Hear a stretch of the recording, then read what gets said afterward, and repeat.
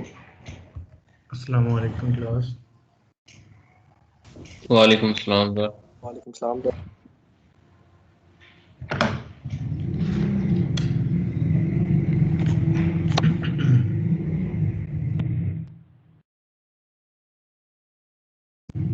Okay, previous कुछ lectures में हम लोग जो है वो कॉन्वोल्यूशंस, कॉन्टिन्यूस टाइम और डिस्क्रीट टाइम को डिस्कस कर रहे हैं और इम्पल्स रिस्पांस को यूज़ करते हुए हम अपने किसी सिस्टम की आउटपुट को फाइंड करने के लिए हमने एक फार्मूला जो है वो ऑब्जर्व किया है लास्ट कुछ लेक्चर्स में, डिस्क्रीट टाइम के लिए और कॉन्टिन्यूस टाइम के लिए।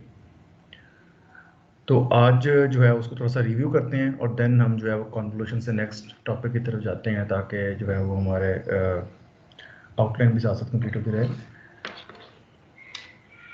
अब कॉन्वोल्यूशन में हमने जो चीज़ें डिस्कस की हैं उनको मैंने एक बुलेट्स के ऊपर डिफाइन किया हुआ है कि जो चीज़ें आपने अब अपने माइंड में रखनी है किसी भी असेसमेंट को सॉल्व करने से पहले। फॉर एग्जांपल आप क्विज़ दे रहे हो या आप मिड या फाइनल एग्ज़ाम दे रहे हो, तो जो चीज़ें आपको फिंगर टिप्स पे होनी चाहिए वो ये हैं, जिसमें आपके सिंगल की टाइप क्या होगी, कब आपने जो है वो फार्मूला का पूरा एक्सपेंड करना है, कब आपने जो है वो उसकी रिवर्सल करने के बाद उसकी शिफ्टिंग करनी है, जिस तरह हमने कुछ एग्जांपल्स में देखा है, कब आपने लिमिट्स डिफाइन करनी है, कब इस लिमिट्स की रिक्वायरमेंट नहीं है आप डायरेक्टली सॉल्व कर सकते हो, आपका जो है वो आउटपुट का आंसर स्टार्ट कहाँ से होगा, वो एंड कहाँ तक जाएगा, ये कुछ जो है ना वो आज हम डिस्कस करेंगे।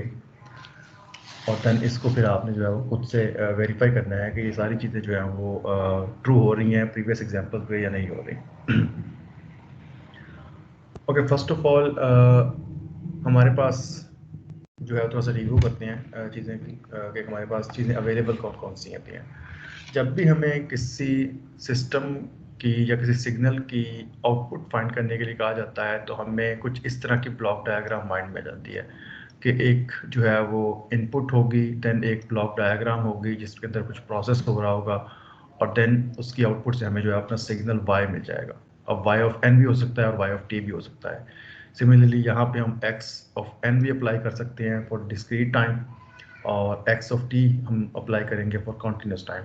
तो x इनपुट को हमने y आउटपुट में चेंज करना है और जो सिस्टम इसको चेंज करेगा वो हमारा h सिस्टम है, जिसको हमने कहा था कि वो कॉन्वोल्यूशन है, वो प्रोसेस जो है वो इम्पल्स रिस्पांस के साथ कन्वॉल्व होता है। ओके, अब अगर x को हम एज एन एग्जांपल ले लेते हैं, लेट्स सपोज के हम कॉन्टिन्यूस सिग्नल की एग्जांपल लेते हैं।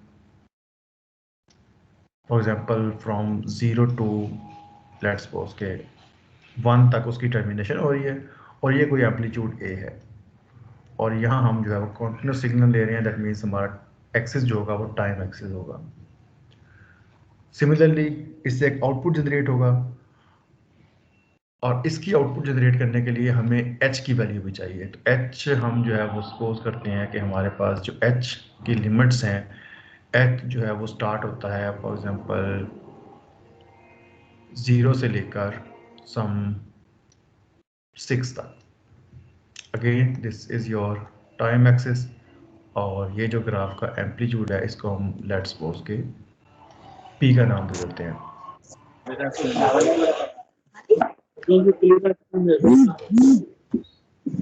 क्वेश्चन है किसी का?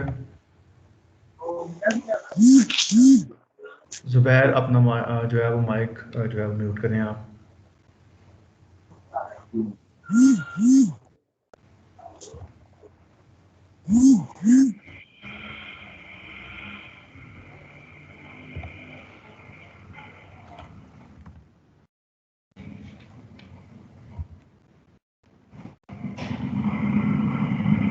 Because of this interference white board जो है वो रेज हो गया है। तो मेक श्योर कि आप अगर कोई पर्सनल काम कर रहे हैं तो अपने माइक्स को म्यूट रखें ताकि हम क्लास में आपकी वजह से डिस्टर्बेंस क्रिएट ना हो, अदरवाइज आपको मैं जो है वो लैब क्लास सेशन से आउट कर दूँगा। तो हमारे पास जो सिग्नल x था वो है जी सम रेक्टेंगुलर सिग्नल और इसको हमने 1 तक का ड्यूरेशन दिया है and this is your time axis with an amplitude of a। और उसके बाद जो h सिग्नल है that can be some triangular type function और एनी अदर टाइप और इसकी हमने जो लिमिट्स ली हैं वो 6 तक ली हैं with this amplitude is equals to p। अब हमें फाइंड करना है कि इस सिस्टम के प्रोसेसिंग के बाद जो हमारी आउटपुट y होगी उसकी लिमिट्स क्या होंगी। फॉर एग्जांपल इसकी लिमिट्स हैं जी, ये 0 से स्टार्ट होता है, ये 1 तक टर्मिनेट करता है, और ये हमारा सिग्नल x है। इसकी लिमिट्स हमें बता रही हैं कि ये 0 से स्टार्ट होता है और ये 6 तक टर्मिनेट करता है, ये हमारा सिग्नल h है। अब हमारी रिक्वायरमेंट ये है कि हमारा सिग्नल जो y होगा वो किस पॉइंट से स्टार्ट करेगा और किस पॉइंट तक उसको टर्मिनेट होना है, ताकि हम उसके फिर लेफ्ट और राइट साइड की तरफ जो है वो तो सिग्नल मेजर ना करें। अब जब आपने स्टार्टिंग पॉइंट फाइंड करना है तो आपने चेक करना है कि x और y, x और h के स्टार्टिंग पॉइंट्स क्या हैं। अब उन दोनों के स्टार्टिंग पॉइंट्स को हम यहाँ पे नाम देते हैं, लेट्स सपोज कि this is t1 and this is t1 prime, this is your t2 and this is your t2 prime। तो फॉर लोअर लिमिट आप क्या करोगे, आप लोअर लिमिट्स को ऐड कर दोगे। For example you will add t1 plus t1 prime, और जब आपने अपर लिमिट फाइंड करनी है सिग्नल y की, then you will add t2 plus t2 prime. अब इन सिग्नल्स वाइट सिग्नल के इन पॉइंट्स के राइट साइड के ऊपर और लेफ्ट साइड के ऊपर आपकी कन्वोल्यूशन का आंसर 0 होगा, तो आपको इन पॉइंट्स के जो है वो लेफ्ट राइट फाइंड करने की जरूरत नहीं है। तो इस केस में अगर हम इन सिग्नल्स की एग्जांपल ले रहे हैं तो हमारे लिए स्टार्टिंग पॉइंट होगा 0 प्लस 0, बिकॉज दोनों सिग्नल्स का स्टार्टिंग पॉइंट 0 है, और देन एंडिंग पॉइंट y का होगा दोनों सिग्नल्स का एंडिंग पॉइंट का सम। तो एक का एंडिंग पॉइंट 1 था और एक का एंडिंग पॉइंट है 6। दैट मीन्स कि this will be equals to 7 and this will be equals to 0. The output y of t of this system for these signals will be from 0 to 7.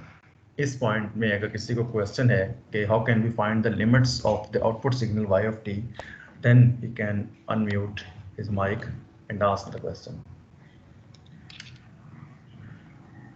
ये concept clear हो गया सबको? Sir अगर ये हमारे पास ये जहाँ तक ओवरलैप कर रहे होंगे वहां तक नहीं करनी होती हमने फाइंड। वो ओवरलैपिंग जो है वो बच्चे इसके अंदर ही सारी जो है वो इम्प्लीमेंट हो जाती है। ठीक है, तो ये आप कह लो कि उस सारी चीज़ों का जो हम एंड रिजल्ट फाइंड करेंगे ना, आप इसलिए मैं कह रहा हूँ कि जो भी आप एग्जांपल्स हमने ऑलरेडी कर ली हैं ना, उन एग्जांपल्स पे आपने ये वाले टूल्स अब अप्लाई करने हैं। बिकॉज एक चीज़ होती है ना कि हम पूरे प्रोसेस के बाद क्वेश्चन को सॉल्व करें, एक चीज़ होती है कि उसको किसी तरह से काउंटर चेक किया जाए कि हम जो कर रहे हैं वो सही भी हो रहा है कि नहीं। तो एक्चुअली ये वो चीज़ है कि आपने एक output y of t find कर लिया है। Now you have to check कि क्या मैंने ये आउटपुट की लिमिट्स जो अभी यहाँ पे ग्राफ की फॉर्म में या किसी एक सिग्नल्स की फॉर्म में, इक्वेशन की फॉर्म में लिख दी है, क्या ये सही है कि नहीं। तो उनको चेक करने के लिए काउंटर मेथड ये है।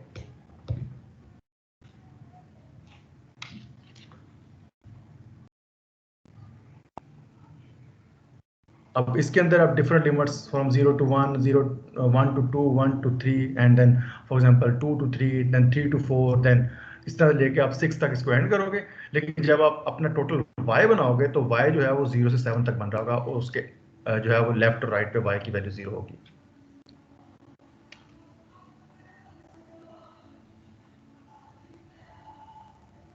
Any question? सर जो हमारा x ऑफ t है वो तो 0 और 1 के दरमियान है, बट जो हमारा h t माइनस सर टॉ जो है ये सर 0 to 6 के दरमियान है। तो सर ये कैसे फिर लिमिट 0 to 7 बनेगी? सर ये तो 0 to 1 नहीं आएगा क्योंकि ओवरलैप तो करेगा ही नहीं आगे। देखो, आपके सिग्नल ने ओवरलैपिंग स्टार्ट करनी है जब आपका सिग्नल 0 पे ये होगा और 0 पे ये होगा, तो इसका मतलब ये ओवरलैपिंग स्टार्ट। इसका मतलब है कि ये सिग्नल उसके बाद फिर शिफ्टिंग कर रहा होगा।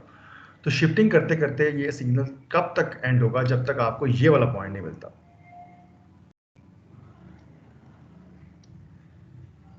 और ये पॉइंट कब आएगा? जब आपका यहाँ पे 7 होगा। आपने इस सिग्नल को राइट साइड की तरफ शिफ्ट करना है, और ये वाला 0 इस पॉइंट के ऊपर इंटरसेक्ट तब होगा जब इस पॉइंट के ऊपर आपको 7 वाला टाइम मिलेगा। इसीलिए 7 से पहले पहले आपको अपने कन्वोल्यूशन की ओवरलैपिंग की आउटपुट मिल रही होगी, बिकॉज 7 से पहले पहले समथिंग कुछ इस तरह के केसेस बन रहे होंगे।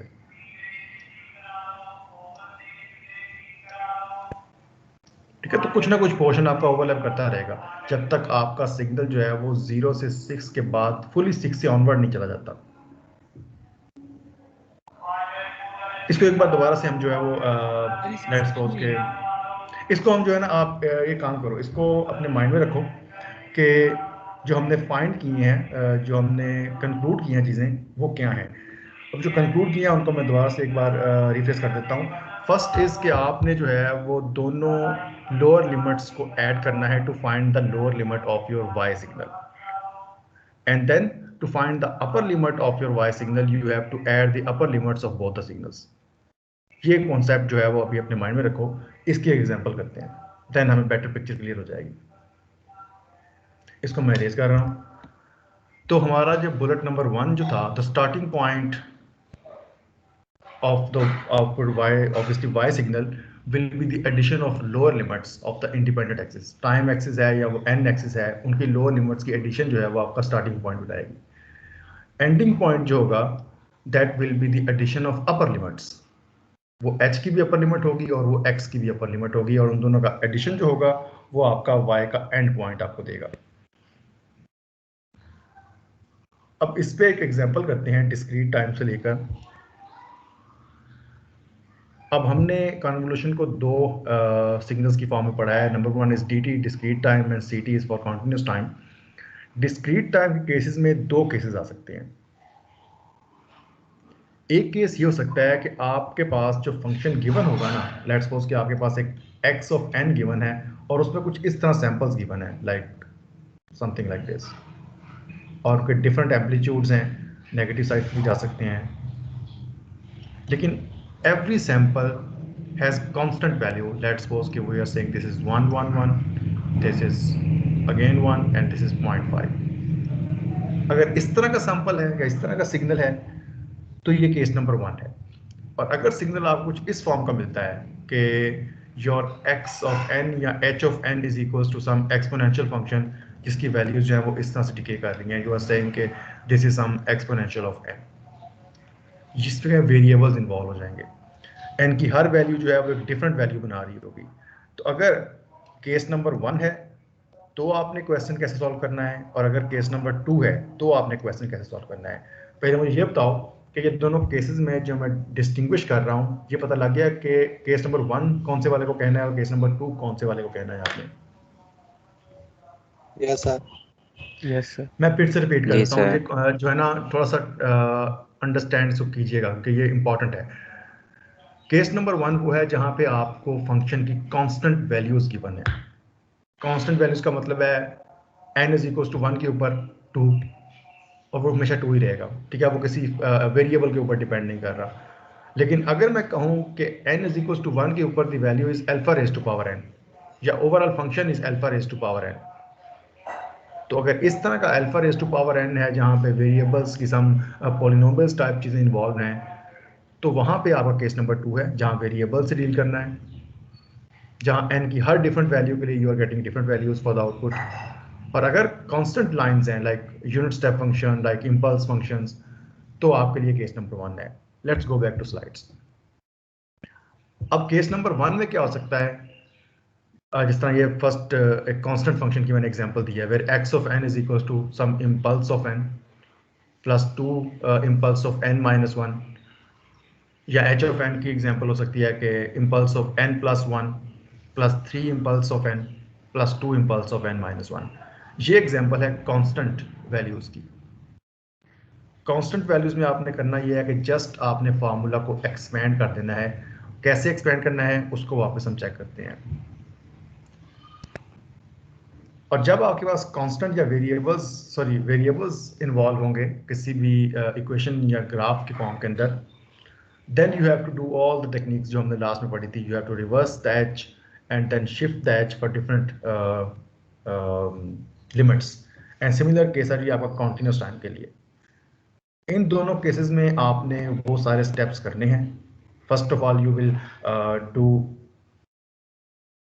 टी डोमेन को आप लेके जाओगे जी टॉ डोमेन के अंदर, और देन h ऑफ t को आप रिप्लेस करोगे h of t minus tau से, और then h of t minus tau में t की डिफरेंट वैल्यूज के लिए आप इन दोनों ग्राफ्स की ओवरलैपिंग चेक करोगे, और देन आप टोटल आंसर फाइंड करोगे। तो आपको ये पूरे का पूरा फॉर्मूला इंप्लीमेंट करना है अगर आपके वेरिएबल्स इन्वॉल्व हो रहे हैं तो।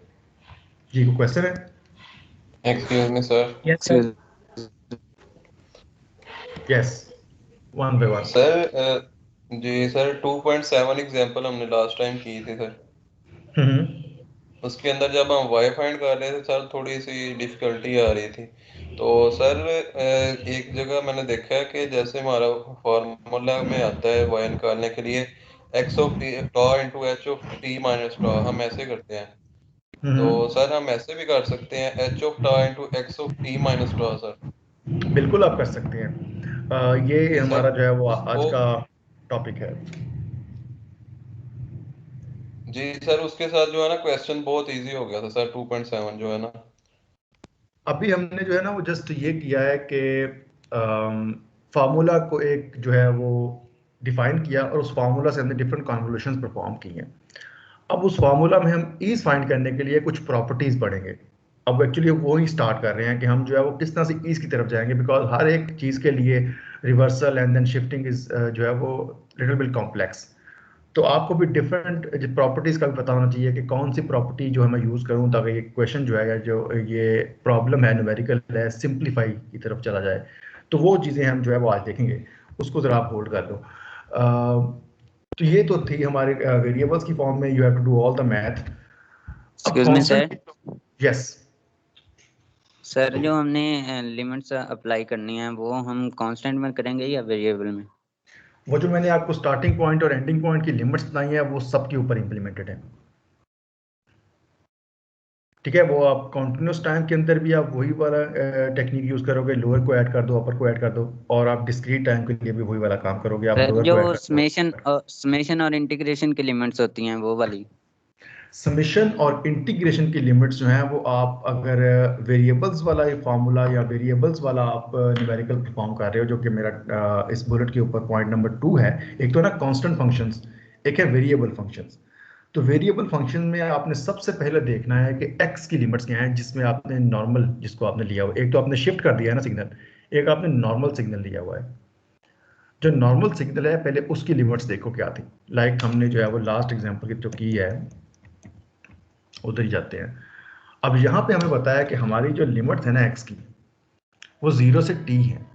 तो आपको पहली लिमिट तो यहाँ डिफाइन करनी है। पहले फाइंड करो 0 से पहले क्या चल रहा था, 0 से पहले तो ओवरलैपिंग ही नहीं है, तो no need to worry about. Then find करो कि 0 से लेकर t तक की लिमिट में क्या होता है। जो भी आप का वो मल्टीप्लिकेशन का आंसर आएगा वो इस लिमिट के अंदर आ जाएगा। अब 0 से t तक हमारा ये जो सिग्नल है वो अभी तक पूरा कंप्लीट पास नहीं हुआ है। तो नेक्स्ट कितना रह गया है, ये सिग्नल की जो लेंथ है, इधर देखते हैं, इस सिग्नल की जो लेंथ है वो t है और इस सिग्नल की जो लेंथ है वो 2 टाइम्स t है। एक t हमने यहां कवर कर लिया, नेक्स्ट t फाइंड करना है। अब नेक्स्ट t होगा t से लेकर नेक्स्ट टाइम तक, वो 2t बन जाएगा। अब वो 2t हो जाएगा। अब हमने वही वाला फार्मूला, मैंने आपसे कहा था कि लोअर लिमिट्स फाइंड करने के लिए और अपर लिमिट्स फाइंड करने के लिए you have to add things. अब कैसे ऐड होंगी, इसकी लोअर लिमिट क्या है एक्स की, अब आप मुझे बताओ, ताकि वो क्वेश्चन था ना हमारा वो यहाँ क्लियर हो जाए। एक्स की लोअर लिमिट क्या है, 0। और वाई की लोअर लिमिट क्या है, सॉरी एच की लोअर लिमिट। सर वो भी 0। तो ये पॉइंट इन सिग्नल्स के लिए आपका जो स्टार्टिंग पॉइंट y का होगा वो 0 से स्टार्ट लेगा, तो 0 से पहले आपको देखने की जरूरत ही नहीं है। ठीक है, तो हम जो कहते हैं ना t <0 के लिए ग्राफ में ओवरलैपिंग नहीं हो रही, no need to take tension, हमारे ग्राफ स्टार्ट ही 0 से होंगे बिकॉज लोअर लिमिट्स हमें ये बता रही हैं। ठीक हो गया।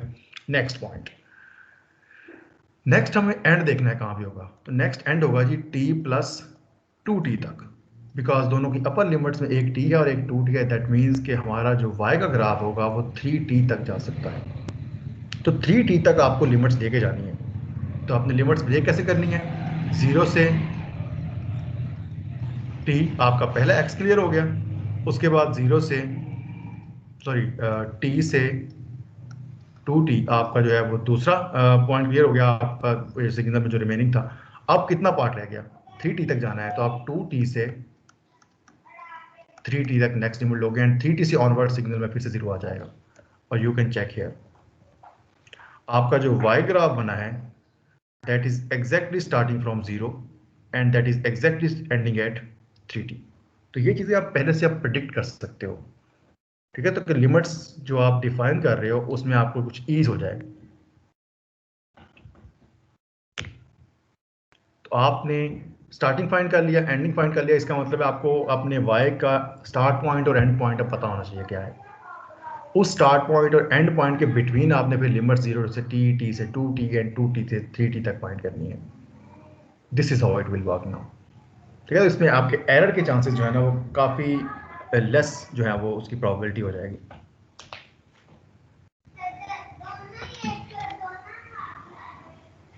ये पॉइंट क्लियर हुआ कि वो जो हम बात कर रहे थे कि how to find the starting point and how to find an ending point.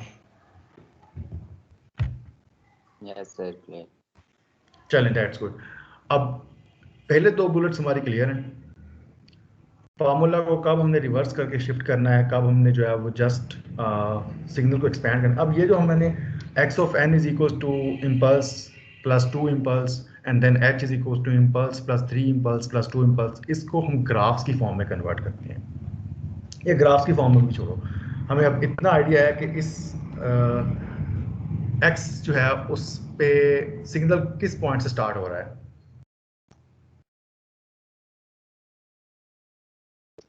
क्या 0n के ऊपर आपका x सिग्नल आपको वैल्यू देता है?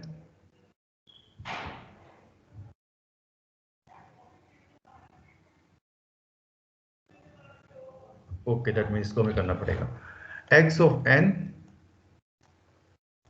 Is equals to impulse of n। इसका क्या मतलब है x of n is equals to impulse of n?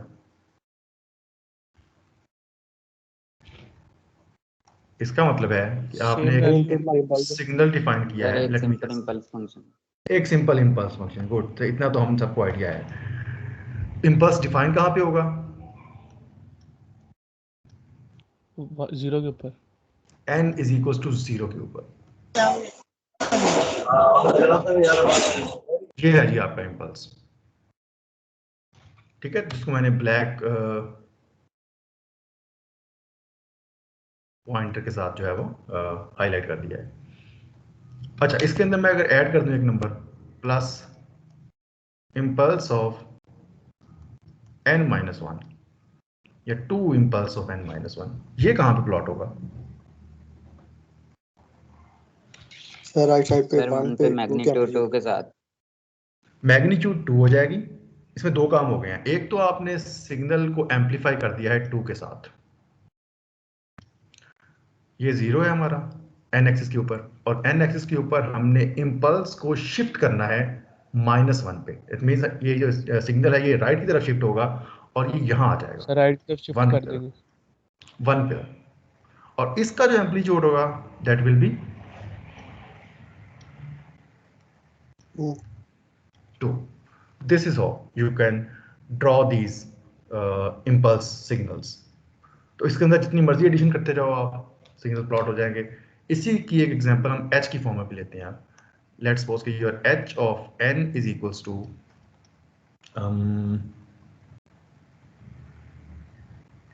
impulse of n plus 1 plus 2 impulse of n plus 3 impulse of n minus 1। अब इसका plot करना है हमने सिग्नल, तो मुझे गाइड करो।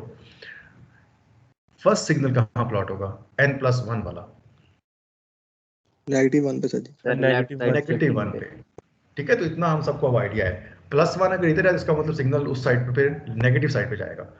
तो -1 फाइंड किया, वो यहाँ पे कहीं है। उस -1 पे हमने एक इम्पल्स ड्रॉ करनी है जिसका एम्पलीट्यूड होगा 1। 1। Good, fine. नेक्स्ट पे आ जाते हैं। इसके अंदर एक सिग्नल ऐड हो रहा है which is still impulse function, और वो डिफाइन कहाँ पे हो रहा है? सर 0 पे होगा, एम्पलीट्यूड 2 हो जाएगी। 0 एम्पलीट्यूड 2 हो जाएगा। तो इसका एम्पलीट्यूड हम जो है वो 2 कर देते हैं।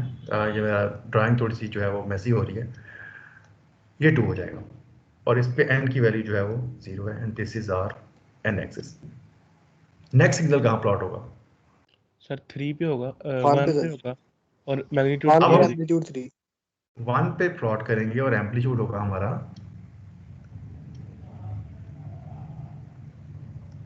3। तो इस तरह के अगर मैं आपको सिग्नल्स दे दूं किसी असेसमेंट के अंदर, तो can you plot the graphs? Yes sir. Okay, अगर इस तरह के सिग्नल्स आते हैं ना, तो आपको फिर इसकी रिवर्सल शिफ्टिंग वगैरह की जरूरत नहीं है।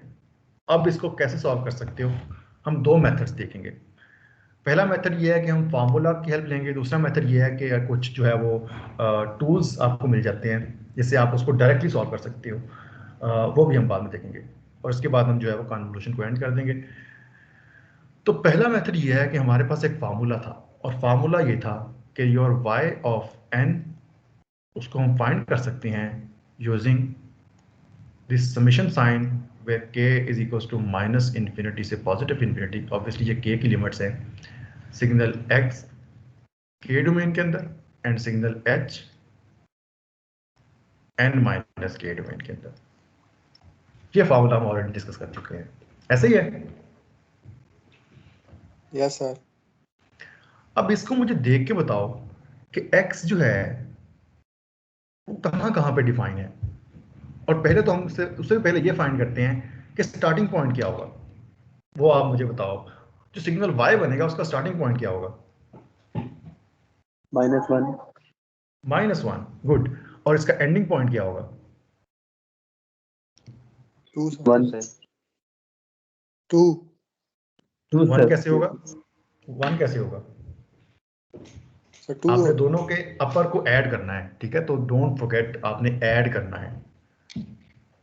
ओके, तो starting will be -1, ending will be 2। 2 तो सर। ये चीज हम अपने जो है वो एक राइट साइड पे लिख लेते हैं ताकि हमें इससे सराउंडिंग में जाने की जरूरत ना पड़े। 0 से प्लस, सॉरी, -1 से +2। ठीक हो गया। अब ये चीज हमें पता है। अगर हमें पता है कि y ने -1 से स्टार्ट लेना है, तो लेट्स पुट y ऑफ -1। हम इस इक्वेशन को यूज कर रहे हैं। क्या मुझे y ऑफ -2 फाइंड करने की जरूरत है? No sir. No, because of the obvious reasons. वहां पे ओवरलैपिंग होगी तो उसका आंसर 0 होगा। y ऑफ -1 फाइंड करते हैं। इसका मतलब इस फॉर्मूला में n की वैल्यू को -1 पुट करना है। ठीक हो गया। Summation as it is, and summation will take minus infinity से इन्फिनिटी। लिमिट्स ऑब्वियसली बाद में चेंज कर देंगे हम। पहला सिग्नल है जी x ऑफ k, दूसरा सिग्नल है h ऑफ -1 माइनस k। हमने n की वैल्यू को फिक्स कर लिया है। k की लिमिट्स कहां से कहां तक हो सकती सर हैं? ये लोअर के लिए आप फाइंड कर रहे हैं पहले, -1 के लिए? यस, -1 के लिए, लोअर के लिए। इस बिकॉज -2 पे फाइंड करने की जरूरत नहीं है, वहां पे आंसर 0 होगा। तो y ऑफ -1 के लिए n की वैल्यू फिक्स हो गई। k की वैल्यू समीशन डिसाइड करेगी कि वो कहां से कहां तक जाएगी। क्या मैं k की वैल्यू को लेट्स सपोज के 10 ले सकता हूं? -10। No graphs sir. को एनालाइज करो। ग्राफ स्टार्ट कहां से होते हैं? क्योंकि उससे पहले पहले लेनी वैल्यूज जो है वो ऑब्वियसली 0 ही है। -10 पे x क्या है? 0 सर। -9 पे वापस x 0 है। -8 पे भी x ओवरलैपिंग 0 है। होगी। ठीक है, तो बेसिकली अगर एक पॉइंट भी 0 है तो उससे मल्टीप्लाई होकर सारा 0 ही हो जाना है। -8, -7, -6, -5, -4, -3, 2, 1, x 0 है। x -1 तक 0 है। x स्टार्ट कहां से होगा? 0 से सर। 0 से। 0 से। दैट मींस समेशन की लिमिट्स -इन्फिनिटी से स्टार्ट हो ही नहीं सकती, वो 0 से स्टार्ट होंगे। ठीक हो गया। 0 पुट करते हैं, x ऑफ 0। अब k की वैल्यू 0 है, इसमें भी k की वैल्यू 0 पुट करते हैं। h ऑफ -1 -0, k की वैल्यू 0 पुट कर दी है, प्लस k की वैल्यू को 1 पुट करना है। x of 1, h of n तो हमारा फिक्स है -1 के ऊपर, -1, एंड इस पे क्या होगा? k 1 है, ये भी -1। What about k is equal to 2, और यहाँ मैं फाइंड कर रहा हूँ for k is equal to 0। ये है जी हमारा k is equal to 1 plus k is equal to 2 क्या होगा? 0 x 0। सर वो 0 होगा। ठीक है, तो इसको फाइंड करने की जरूरत ही नहीं है। यहाँ पे हम जो है वो वैसे ही क्वेश्चन लिखेंगे बिकॉज इसके बाद x एग्जिस्ट नहीं करता। इसको सॉल्व कर लेते हैं। x ऑफ 0 क्या है? यस सर इसको अगर हम जो जी फैक्टर जी, को तो फिर n को तो फिर दोबारा पीछे क्वेश्चन भी पूछो, आपकी आवाज मुझे बहुत ब्रेक हो रही है। सर ये जो h ऑफ n है नीचे जी नीचे जी, वाला ग्राफ, अगर ये 3 तक हो तो या 2 तक हो तो उसके बाद फिर उसको कैसे ड्रॉ करेंगे? देखो आपने अच्छा मुझे इक्वेशन लिखवाओ पहले, क्या इक्वेशन क्या होगी h की? फिर इसमें इक्वेशन लिखी है मैंने, impulse of n plus one plus impulse of n minus one. अगर इसके आगे -2 हो जाएगा तो एक और इम्पल्स बन जाएगी 2 के ऊपर। अगर -3 हो जाएगा तो एक और इम्पल्स बन जाएगी। जितने माइनस में नंबर बढ़ते जाएंगे उतने यहाँ पर नंबर बढ़ते जाएंगे। उसमें y अगर आपने फाइंड उसमें अगर आपने y फाइंड करना है तो फिर आप देखो कि जो है वो इसकी एंड लिमिट कहाँ तक जा रही है, तो वहां तक आपका y भी जाएगा फिर। लेकिन स्टार्टिंग पॉइंट अगर आपने देखने हैं, स्टार्टिंग पॉइंट दोनों इस केस के लिए -1 प्लस 0 -1 है। और अगर आपका x जो है वो 1 पे एंड कर गया है और h जो है वो अभी तक एंड कर ही नहीं रहा, डजेंट मैटर। अगर हमें पता है कि एक फंक्शन की वैल्यू 1 के आगे 0 है तो 0 मल्टीप्लाई बाई 100 भी 0 ही होगा फिर। ठीक है, तो अगर इसके आगे मैं एक आर्बिट्रेरी फंक्शन, फॉर एग्जांपल आप कह रहे हो कि यहाँ पे 2 पे भी एक जो है 1 आ गया, तो क्या मैं अब k की वैल्यू 2 ले सकता हूँ? नहीं ले सकता। k की वैल्यू 2 पे ये सिग्नल 0 है, तो 0 मल्टीप्लाई बाय 1 अगेन 0। तो अगर दोनों सिग्नल्स एग्जिस्ट करती हैं देन उस मल्टीप्लिकेशन को लेने की जरूरत है। अगर दोनों में से एक भी 0 है, नो रिक्वायरमेंट। सर जो हम लोगों ने अपर लिमिट ये ऊपर फाइंड की है या तो वो तो 3 आएगी वैसे तो, अगर हम वो 3 लोग कैसे 1 आएगी? प्लस 3 सर 1 प्लस 2 वो 3 अपर 3 आएगी ना। हम तो अभी -1 फाइंड कर रहे हैं, हम तो अभी स्टार्टिंग फाइंड कर रहे हैं। ये वो लिमिट्स अलग हैं। देखो हमने y में n की एक वैल्यू फिक्स कर दिया, we are just finding the initial point of y। हम सिर्फ ये -1 फाइंड कर रहे हैं अभी। इसके बाद 0 फाइंड होगा, फिर 1 फाइंड होगा, फिर 2 फाइंड होगा, फिर 3 फाइंड होगा and then so on. We are just finding 1 point, और उस पे सिग्नल क्या बनेगा वो फाइंड हो रहा है। ठीक है, क्लियर हुआ पॉइंट? यस सर हो गए। गुड। तो -1 के ऊपर n हमने फिक्स कर दिया और k की वैल्यू को हमने चेंज किया एज पर the x values and h values. x of 0 क्या है? 2 1 सर जी। सॉरी 1 था, वन यस। है। ठीक है ठीक है ठीक है, इसका मतलब सारे आप लोग जाग रहे हो। x of 0 is equal to 1, h of -1 -0 that means h of -1। h of ये भी -1 1 क्या है? ये भी सर 1 है। 1 multiply by 1 plus x of 1 क्या है? 2 सर। 2 है। 2। और h ऑफ -1 -2 बन जाएगा। h ऑफ -2 क्या है? 0 सर। ये सर खत्म हो जाएगी, तो इसका टोटल आंसर आएगा 1। तो h y of -1 will be equal to 1। Now we will find y of 0। Again same technique. अब मैं डायरेक्ट लिख रहा हूं। y ऑफ 0 के लिए n की वैल्यू हो जाएगी फिक्स 0। तो पहले हम फाइंड करेंगे x of 0 into h of हमारा जो है वो n 0 है तो वो 0 फिक्स हो गया, -0 for k is equal to 0 plus k is equal to 1 के लिए x of 1, h of n is equal to 0 fix है, minus k is equal to 1। और इसके आगे जाने की जरूरत नहीं है because x of 2 is equal to 0। x of 0 हमारे पास 1 था, 1 multiply by h of 0। h of 0 क्या था? सर 2 2 था। ये अब पूछो, याद है, चलो 2। x ऑफ 1 क्या है? वो 2 है। h ऑफ -1 क्या था? वो 1 था। तो this will be 2 plus 2 is equal to 4। Just draw an impulse of amplitude 4 at n is equals to 0. Or similarly, you can find y of 1 and y of 2, और इसके आगे आपको जाने की जरूरत नहीं है। तो अगर इस तरह के क्वेश्चंस आपको मैं असेसमेंट में देता हूं तो this is another method to solve these kind of problems, और ये ज़्यादा जो है वो सिंपल हैं, जैसे कि आप प्रीवियस में मिस्टेक करो उसकी रिवर्सल और लिमिटिंग के केसेस में ये स्ट्रेट फॉरवर्ड है, just put values and get the answers.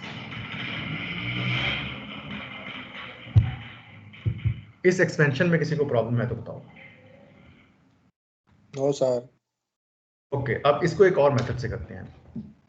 Sir ये एग्जांपल्स तो पहले भी की हैं। मैं इसको जो है वो एक और एग्जांपल से आप जो है वो सॉल्व करने लगा हूं, ताकि आप जो है वो दोनों के अंदर कंपैरिजन करके जिसको मर्जी फिर यूटिलाइज कर लो। अब सिग्नल मैं कोई आर्बिट्ररी ले रहा हूँ, मुझे अब रिमाइंड नहीं है कि वो कौन सा था।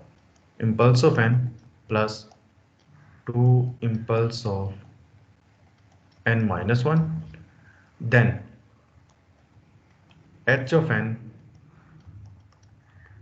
impulse of यहाँ पे 2 था I guess, n minus 1 plus impulse of n sir 2 plus, into impulse n। चलो कोई और बिट ले लेते हैं, जरूरी नहीं है कि उसी एग्जांपल को करेंगे, +1। ठीक हो गया, एक नेगेटिव साइड पे चला गया, एक पॉजिटिव साइड पे चला गया। पहले पॉइंट तो हम इसको एक सेट की फॉर्म में लिखेंगे, x is equals to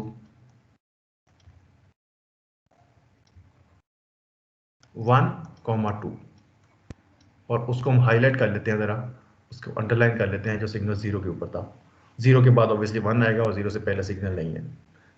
h is equals to 1, 1, 2, और हमारा जो 0 है वो यहाँ पे है। ठीक है, मैंने जस्ट उनको एम्पलीट्यूड लिख लिया उनके एक सेट की फॉर्म में, और उन सिग्नल्स को देखते हुए फर्स्ट 0 पल्स है, 0 को मैंने हाईलाइट कर लिया, उसके ऊपर एम्पलीट्यूड 1 है, मैंने 1 लिख दिया। उसके बाद नेक्स्ट इम्पल्स जो है वो 1 के ऊपर शिफ्टेड है, उसकी जगह पर मैंने 2 एम्पलीट्यूड लिख दिया कॉमा लगा के। उसके बाद नेगेटिव 1 के ऊपर इनपुट का जो एम्पलीट्यूड है वो 1 है, उसको मैंने 1 लिख दिया। 0 के ऊपर अगेन 1 है, 1 लिख दिया और उसको हाईलाइट कर लिया। पॉजिटिव 1 के ऊपर एम्पलीट्यूड 2 है, उसको मैंने 2 लिख दिया। आई गेस इसमें तो जो है वो किसी को इशू नहीं होना चाहिए। 2 को पहले भी लिख सकते हैं? नहीं, आपने सीक्वेंस में लिखना है, -1 से आना है और पॉजिटिव की तरफ जाना है, या माइनस साइन से आना है। हमने इसको उल्टा लिख लिया एक्चुअली, ये +1 जो है वो इस तरफ आना चाहिए था।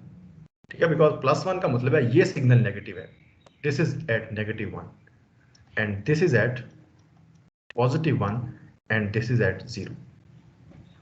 अब इसको हम लिखते हैं मल्टीप्लीकेशन वाली एक फॉर्म के अंदर, x is equal to 1 and 2, और दूसरा कौन सा था, और ये है हमारा 0 वाला सिग्नल। अब ये 0 वाला सिग्नल आपने मार्क रखना है, क्योंकि ये हमारा रिलेटिव स्केल सेट कर रहा है। इसके इस तरफ जो है वो फिर ऑब्वियसली नेगेटिव्स आएंगे, और इसके इस तरफ जो है वो राइट साइड की तरफ पॉजिटिव्स आएंगे।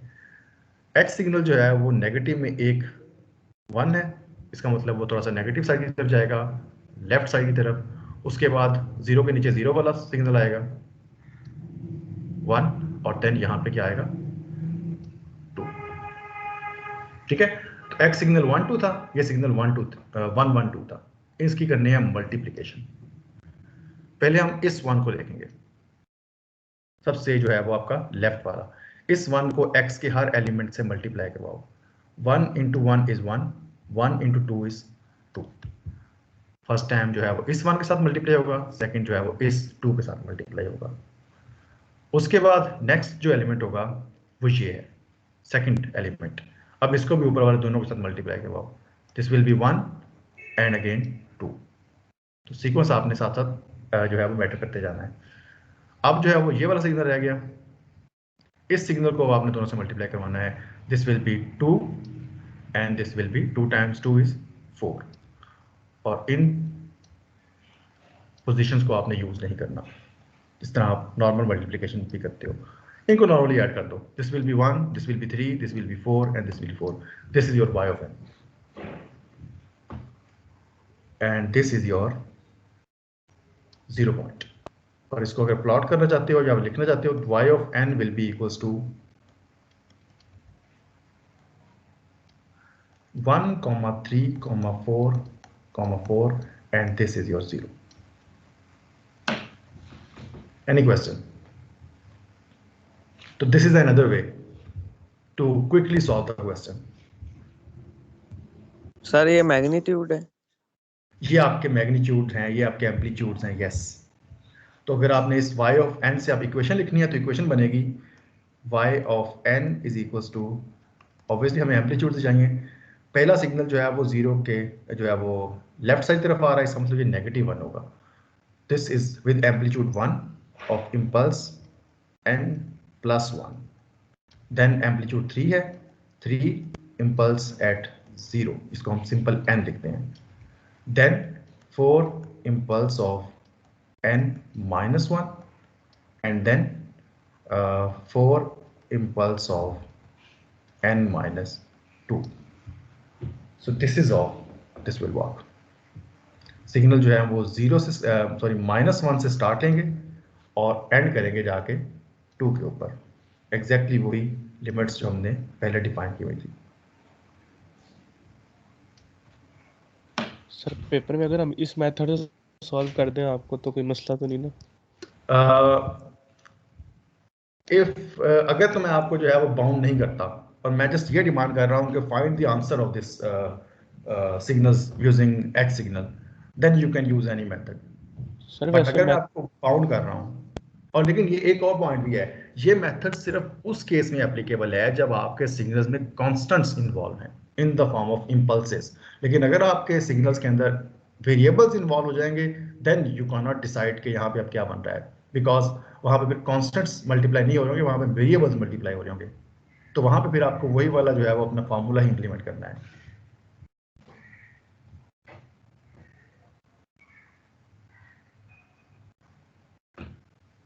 ठीक है. तो इस मेथड की समझ आ गई है सबको कि जो है सिंपली हम जो है वो क्विकली कैसे चेक कर सकते हैं कि आंसर जो है वो करेक्ट आया है कि नहीं आया. ठीक हो गया. इसको मैं फिर अरेज कर रहा हूँ.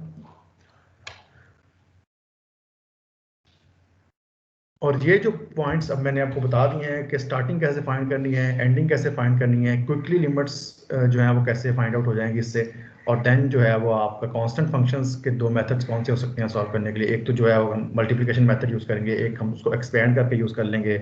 देन आपका वो जो रिवर्सल और शिफ्टेड है वो तो अवेलेबल है ही है, वो तो आप हर एक पे इम्प्लीमेंट कर सकते हो.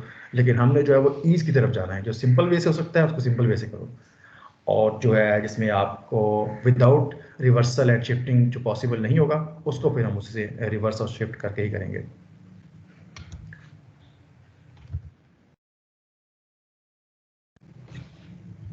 नेक्स्ट जो हमारा टॉपिक है that is linear time invariant system की प्रॉपर्टीज. यस सर ये कंटिन्यूस की एग्जांपल भी करना.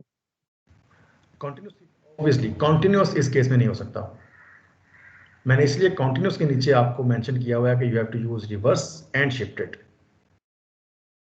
ये काम तब होना है जब आप प्रिसाइसली लिमिट्स के अंदर कुछ जो है वो n is equals to 1, then n is equals to 2, then 3, then 4 इस तरह पुट कर सको. कॉन्टिन्यूस टाइम में ऐसा हो ही नहीं सकता. कॉन्टिन्यूस टाइम में t is equals to 1 से लेकर 2 तक जो है वो इन्फिनिट नंबर्स हैं. You can not find this technique helpful in continuous things, because 1 और 2 के बिटवीन 1.01 भी आएगा एंड 1.001 भी आएगा. सो वहाँ पे ये चीज़ जो है वो फिर एप्लीकेबल नहीं होगी. तो कॉन्टिन्यूस टाइम के लिए हमने ये जो ये वाले मेथड्स देखे थे ना कि you have to shift then reverse and then find different limits, वही एप्लीकेबल होगा. ये सिर्फ डिस्क्रीट टाइम की एग्जांपल के लिए था.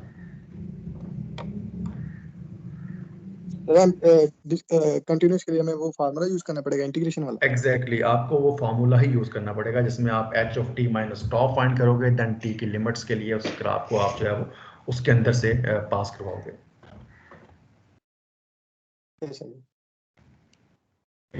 प्रॉपर्टीज ऑफ LTI सिस्टम्स या लीनियर टाइम इनवेरिएंट सिस्टम्स. हमने अब इस पॉइंट तक जो है वो दो फार्मूलाज में जो है वो कॉन्वोल्यूशन के टाइप को देखा है। डिस्क्रीट टाइम और कॉन्टिन्यूस टाइम के फार्मूलाज गिवन है।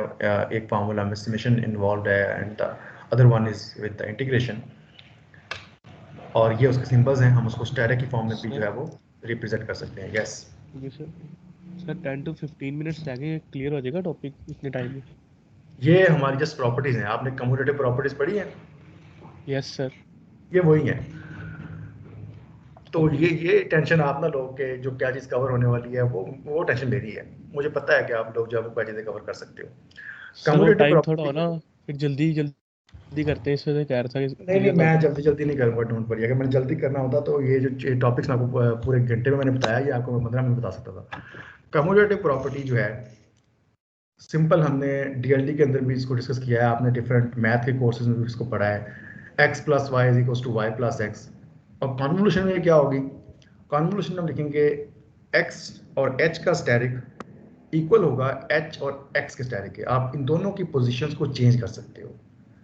नॉर्मल केस में हमने पढ़ा था y of n = x of k आपने नॉर्मल लेना है और h को आपने n - k की फॉर्म में लिखना है। और उसको हमने कहा था x of n is steric with h of n। लेकिन हम इसको उल्टा भी कर सकते हैं, हम h of n steric x of n भी जो है वो अप्लाई कर सकते हैं, जिसमें आपका x जो है वो n - k हो जाएगा और h सिंपल हो जाएगा। दोनों ही केसेस में you will get the same answer. तो डिपेंड करता है कि कौन सा सिग्नल जो है वो रिवर्स करना डिफिकल्ट है। तो जिसको रिवर्स करना इजी है उसको आप दूसरे वाला एलिमेंट बना दो। अगर x सिंपल है तो x को नॉर्मल रहने दो, या अगर h सिंपल है तो x जो भी आपको लगता है कि रिवर्स करना और शिफ्ट करना कंपैरेटिवली इजी है उसको आप जो है वो दूसरे नंबर पे लिखो, ताकि उसको आप n - k की फॉर्म में लिख सको। और सिमिलरली टाइम डोमेन के अंदर भी ये प्रॉपर्टी होल्ड करेगी। एक तो है डिस्क्रीट टाइम के अंदर और एक है कॉन्टिन्यूस टाइम के अंदर, where you can write x static h = h static x। तो दोनों की पोजीशंस को आप चेंज कर सकते हो। तो सिंपल प्रॉपर्टी। डिस्ट्रीब्यूटिव प्रॉपर्टी है जी कुछ इस तरह से, अगर दो सिग्नल्स जो हैं वो तो सिस्टम्स जो हैं वो इस फॉर्म के अंदर लिखे हुए हैं कि दोनों का एडिशन होके आपको x से कन्वॉल्व कराना है, तो आप उसको इंडिविजुअली भी कर सकते हो। पहले x को x से इंप्लीमेंट करो और देन x को h से इंप्लीमेंट करो, दोनों को ऐड कर दो। कॉन्टिन्यूस टाइम में भी सेम चीज़ आप अप्लाई कर सकते हो। तो इसको जो है वो यहाँ देखते हैं। अब यहाँ पे आपके पास x of n जो है वो दो चीज़ों की एडिशन से बनता है। कौन कौन सी चीजें हैं? पहला फैक्टर ये है, और देन दूसरा फैक्टर ये है। तो बजाय इसके कि आप इसको कंप्लीट x की फॉर्म में लिख के कन्वॉल्व करो, आप इनको इंडिपेंडेंट कर सकते हो। पहले टर्म को आप x1 का नाम दे दो, उसको x से कन्वॉल्व करवा लो, जो भी आंसर आता है उसको आप y1 का नाम दे देना। सिमिलरली जो सिग्नल टर्म 2 थी उसको हम x2 का नाम देंगे, इसको x से कन्वॉल्व कराएंगे, वो हमारे पास y2 बन जाएगी, और देन दोनों को सिंपली ऐड कर दो। So you can do like this। y of n find करने के लिए आप x को ब्रेक कर सकते हो, बिकॉज दोनों के अंदर एडिशन इन्वॉल्व है और हम सिस्टम्स पढ़ रहे हैं LTI। जो लीनियर सिस्टम्स हैं उनके अंदर ये एडिशन वाली प्रॉपर्टी होल्ड करनी चाहिए। तो ठीक है, हम यूज करेंगे। हमने दोनों सिग्नल्स को सेपरेट डील करना है। x1 को h से कंबाइन करो, देन x2 को h से कंबाइन करो, तो आपके पास एक y1 बन जाएगा, एक आपके पास y2 बन जाएगा। और उनको बनाने के लिए जो मेथड है वो इंडिपेंडेंट कन्वोल्यूशन है। ठीक है, तो आपकी जो डिस्ट्रीब्यूटिव प्रॉपर्टी है डायरेक्टली यहाँ पे जो है उसने यूज़ की है। उसके बाद ये उसका ग्राफ है जो इस सिग्नल के लिए ड्रॉ हो जाएगा। इसको आप मैटलैब में ड्रॉ कर सकते हो। एसोसिएटिव प्रॉपर्टी में क्या होगा कि आपने जो भी सिग्नल यूज़ किया है और उसमें अगर दो फंक्शंस इन्वॉल्व हैं, आप उन दोनों को इस फॉर्म के अंदर इंप्लीमेंट कर सकते हो। इस तरह नॉर्मल डिस्ट्रीब्यूटिव प्रॉपर्टी होती है। पहले x को h से कर लो और देन उसके साथ आप h2 कर दो, या आप दोनों h1 और h2 को पहले सेपरेट कर लो और देन जो आंसर आता है उसको x के साथ कर लो। सेम चीज़ें हैं, एग्जैक्टली वही प्रॉपर्टीज़ जो आपने मैथ में पढ़ी हैं वो सारी की सारी आपकी कन्वोल्यूशन के ऊपर इंप्लीमेंट होती हैं। h1 h2 के साथ कंबाइन कर लो, देन आंसर को x के साथ कंबाइन करो, या आप x को h1 से कंबाइन करके उसके आंसर को h2 के साथ कंबाइन कर लो, सब सेम है। यही चीज़ जो है वो आपके टाइम कॉन्टिन्यूस टाइम के अंदर भी एप्लीकेबल है। एग्जाम्पल हम एक ब्लॉक डायग्राम से भी ले सकते हैं। अगर x ऑफ n जो है वो h1 से इंप्लीमेंट होके wn बनाता है और उसके बाद हम एक नेक्स्ट सिस्टम अप्लाई करते हैं और उससे हमारा आउटपुट yn बन जाता है, तो हम एक काम ये भी कर सकते हैं कि इन दोनों सिस्टम को कंबाइन करके एक बना दें। एसोसिएटिव प्रॉपर्टी हमें ये अलाउ करती है। हम इन दोनों सिस्टम्स को एक डायग्राम के अंदर कन्वर्ट करें तो ये एक ही बन जाएगा, उसमें h1 h2 के साथ मिल गया होगा और हमारा जो कंबाइन इफेक्ट होगा वो x के ऊपर इंप्लीमेंट होगा। दूसरा मेथड ये है कि आप h2 और h1 की पोजीशन को चेंज भी कर सकते हो, बिकॉज कम्यूटेटिव प्रॉपर्टी हमें ये भी अलाउ करती है। तो h2 पहले आ सकता है, h1 बाद में आ सकता है, दोनों के रिजल्ट में कोई फर्क नहीं आएगा। तो इसको आप इस फॉर्म में भी लिख सकते हो। h2 जो है वो पहले इन्वॉल्व होगा, h1 बाद में होगा, बिकॉज हमें देखा है कि x static h is equal to h static x, दोनों सेम है। तो h1 h2 कर लो या h2 h1 कर लो, या आप इनको कंबाइन करके देख लो या आप इन दोनों को सेपरेट कर लो, सेम है। तो ये सारे का सारा आपकी एसोसिएटिव प्रॉपर्टी जो है वो आपको अलाउ करती है। h1 और h2 को आप इस सीक्वेंस में लिख के इंडिविजुअल कर लो या इनको आप कंबाइन कर लो, या आप इनको आप रिवर्स करके पहले h2 कर लो, कंबाइन कर लो, या उनको आप सेपरेट कर लो। तो ये चीज़ जो है वो आपके लिए कोई इशू क्रिएट नहीं करेगी अगर ये जो है कंडीशन है, अगर आप लीनियर टाइम इनवेरिएंट सिस्टम से डील कर रहे हैं तो, बिकॉज लीनियरिटी प्रॉपर्टी आपको ये करने की जो है वो परमिशन देती है। और अगर हम नॉन लीनियर सिस्टम यूज करें तो नॉन लीनियर सिस्टम में हमारे पास सबसे पहली एग्जांपल है ना, लेट्स सपोज कि हम दो सिस्टम्स डिफाइन करते हैं। दो सिस्टम्स में पहला सिस्टम जो है वो मल्टीप्लिकेशन बाय 2 है। जो भी नंबर आएगा x की फॉर्म में इनपुट से, उसको हमने 2 से मल्टीप्लाई करना है, और दूसरा सिस्टम जो है वो उसका स्क्वायर कर देगा, और स्क्वायर जो है वो कभी भी लीनियरिटी को फॉलो नहीं करता। अब चेक करते हैं क्या नॉन लीनियर के लिए ये प्रॉपर्टी होल्ड करती है क्या नहीं करती। पहला सिस्टम क्या करेगा, 2 से मल्टीप्लाई कर रहा है, और दूसरा सिस्टम क्या है, स्क्वायर कर रहा है। हम इनपुट देते हैं। इनपुट अगर आप देते हो लेट्स सपोज के 1, एक कांस्टेंट नंबर 1 जब 2 से मल्टीप्लाई होगा यहां 2 बन जाएगा, और 2 का जो स्क्वायर होगा वो क्या होगा, 4। ठीक हो गया। तो ये चीज आपने माइंड में रखनी है। अब इसको हम देखते हैं अपनी इनपुट्स की फॉर्म के अंदर, x की फॉर्म के अंदर। हमारा फंक्शन है जी x, हमने ये सिग्नल अप्लाई किया x ऑफ n या x ऑफ t, कुछ भी हम इसको नाम दे सकते हैं। पहले वाले फंक्शन है 2 से मल्टीप्लाई करना है, यहां आ जाएगा 2 टाइम्स जो भी इनपुट आपने दी है। उसके बाद नेक्स्ट क्या करना है, स्क्वायर करना है। जब इसका स्क्वायर होगा this will become 4 times x square into t, total का स्क्वायर हो जाएगा। क्या इसको हम अब इस फॉर्म में भी देख सकते हैं कि पहले हम h2 देख लें और देन h1 देख लें। h2 क्या करता है, h2 ने स्क्वायर करना है, और h1 ने जो है वो 2 से मल्टीप्लाई करवाना है। Again let's give the input x of t। x of t का स्क्वायर क्या हो जाएगा, x ऑफ t का square will become x square t, और जब इसको हम 2 से मल्टीप्लाई करेंगे the answer will be 2 times x square of t। तो यू कैन सी कि अब यहाँ पे ऑर्डर मैटर करता है। अगर हम जो है वो h1 को पहले ले रहे हैं और h2 को बाद में ले रहे हैं, आंसर जो है वो 4 टाइम्स x स्क्वायर आ रहा है। और अगर हम इन दोनों के ऑर्डर को रिवर्स करते हैं, h2 को पहले कंसीडर करते हैं और h1 को बाद में करते हैं, आंसर डिफरेंट हो जाएगा। क्यों, because of this square property. तो इससे आप एक चीज ये कंक्लूड करो कि जितनी भी प्रॉपर्टीज या जितने भी सिस्टम्स हम डिस्कस कर चुके हैं अभी तक, वो सारे सिस्टम्स लीनियर हैं और वो टाइम इनवेरिएंट हैं। इसलिए ये प्रॉपर्टीज नॉन लीनियर सिस्टम्स के लिए एप्लीकेबल नहीं होंगी। ठीक है, तो ये जो हम एसोसिएटिव प्रॉपर्टी पढ़ रहे हैं और हमने प्रॉपर्टी को यूज करते हुए अपने एच की पोजीशंस को चेंज कर दिया, this can not be done if your system is non linear. दोनों ही केसेस में हमने आइडिया लगाया कि हमारा आंसर जो है वो डिफरेंट आ रहा है, एक में 4x² हो गया और एक में वो 2x² था। यहाँ इसको वाइंड अप करते हैं और इससे रिलेटेड अगर आप लोगों का क्वेश्चन हुआ कोई एसोसिएटिव प्रॉपर्टी से रिलेटेड और जो हमने कन्वोल्यूशन के लिए कुछ जो न्यू प्रोडक्ट और कुछ टेक्निक्स पढ़ी हैं उनसे रिलेटेड, तो वो आप मुझे कल वाले लेक्चर में जो है वो उससे क्वेश्चन कर सकते हो। इसको मैं एंड कर रहा हूँ। Excuse me sir.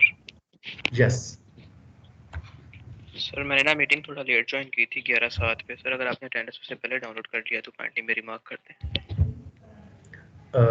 Okay, Hammad Ali Gauhar, ठीक है जी थैंक यू सर। मेरा भी यही है सर, मैं वो डाउनलोड किया 381 ठीक हो गया।